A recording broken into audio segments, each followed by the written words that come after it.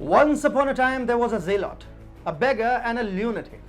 The zealot had money, the beggar had a bomb, and the lunatic had lots of edible oil. The zealot once convened a gathering of the three men and decided to create a grouping of sorts. The zealot was to become the face of it. The beggar was supposed to scare everyone with his bomb, and the lunatic was supposed to keep selling edible oil to fund the grouping. Other men didn't like it. The lunatic eventually lost his mind and was overpowered by other men. The beggar stopped getting donations and people stopped fearing his bomb. The zealot lost all his money and turned to nefarious activities. His home was raided and he was rendered useless. The grouping is now a thing of the past. This might sound like a stupid imaginary story, but it is as real as it can get. The zealot is Turkish President Erdogan. The beggar is Pakistani Prime Minister Imran Khan.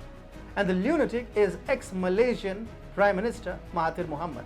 Hi and welcome. This is TFI Global, the foreign affairs and geopolitical analysis arm of the TFI Media Group. And I'm your host, Atul Mishra. In this video, I will tell you about the Islamic triangle whose vertices vanished before connecting with each other. Let's begin. Joining its best friend Pakistan in solidarity, the Islamic State of Turkey on Thursday was placed on the grey list over money laundering and terrorist financing by the Financial Action Task Force, or the FATF. With Pakistan already occupying an illustrious spot in the list for 3 years running, and the watchdog in no hurry to cross out its name, and Mahathir Mohamad out of Malaysia, the Islamic triangle of Pakistan, Turkey, Malaysia has finally breathed its last. So bring out the wreaths and pay a heartfelt tribute to the triangular alliance that disintegrated faster than an element with the shortest half-life in chemistry, that is hydrogen 7. FATF President Marcus Pleyer, in a virtual press conference from Paris at the end of its October plenary, announced the big decision. The inclusion in the FATF Grey List was long coming for Erdogan, as the financial watchdog had put Turkey on notice for 2 years when it found serious shortcomings in its approach towards combating money laundering and terrorist financing.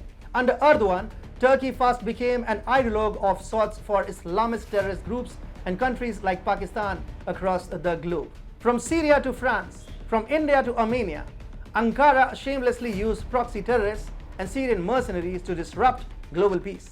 And all because Erdogan wanted to recapture the old glory of a battered, long-dead Ottoman Empire by proclaiming himself as the Khalifa of the world.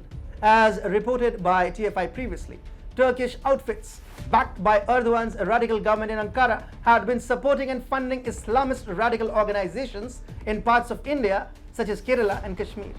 An assessment report released by New Delhi last year had noted the emergence of Turkey as the hub of anti-India activities, next only to Pakistan. Apart from the funding, Ankara had been roping in several NGOs throughout the country to lure students to Turkey, where the Pakistani proxies took them under their wings to radicalize them. It has also been reported that fugitive tele-evangelist Zakir Naik had been heavily funded by Turkey, and it was the collusion of Erdogan and Mahathir Mohamad that Naik was able to evade the clutches of the Modi government for so long. 2019, the year when the three evil musketeers and their friendship peaked. Under Mahathir Mohamad, relations had peaked between Turkey, Pakistan and Malaysia, which were quite literally on the verge of announcing an anti-India alliance consisting of other smaller Islamic nations as well. It was the 2019 United Nations General Assembly where the three musketeers first made bed with each other when they used the international stage to sabotage India. All three talked about Kashmir and how India was the root cause of the problems in the region.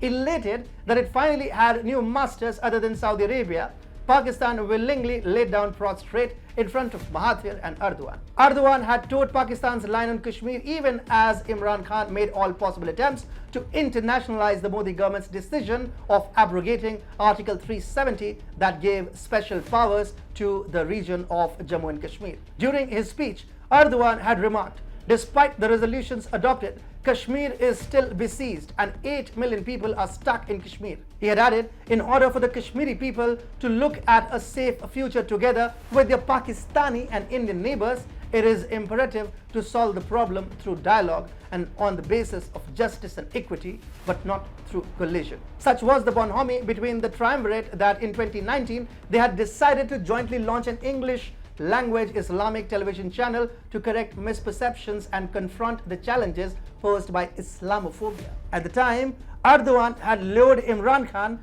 that not only will Ankara help Pakistan regain Kashmir from India, but it will also help it get out of FATF's Grey List. However, fast forward 3 years, call it a cruel practical joke or just pure coincidence, both friends are on the dreaded list and staring at an economically bleak future. Turkey used to be a prosperous economy. It used to be a bright shining spot as a liberal democracy and a NATO member with a high economic growth rate.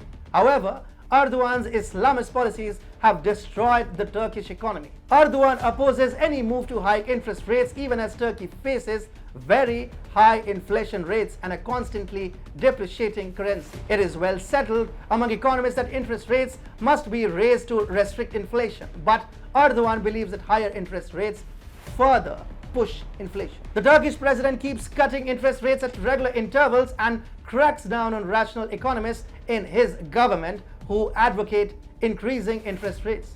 The inclusion in the FATF Grey List will further squeeze its economy and make the lives of ordinary citizens difficult. However, with India choking the Malaysian economy using the palm oil trade as effective leverage, Mahathir Mohamad was kicked out of the office by his successors. As reported extensively by TFI, India had restricted palm oil imports from Malaysia as a punitive measure against Mahathir Mohamad's constant anti-India rants and meddling in India's internal affairs in his quest for Wahhabism. Ever since, Malaysia under its current Prime Minister Muhyiddin has distanced itself from Pakistan and Turkey. The to-be grand triangle as such had fallen even before inception. The final nail in the coffin came with the Paris watchdog's decision yesterday.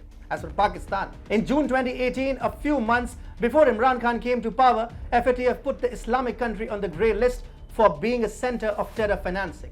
Since then, Imran Khan made several efforts to instrument the exit of the country from the Grey List, as it would help to bring international investors and loans from multilateral institutions, but none of it worked so far. Pakistan, without the crutches of Turkey, Malaysia, or for that matter China, is a toothless, frail and submissive opponent. With Turkey's future looking bleak, Pakistan in tatters, and Malaysia on a different tangent, the brief chapter of the Islamic triangle has ultimately come to a close.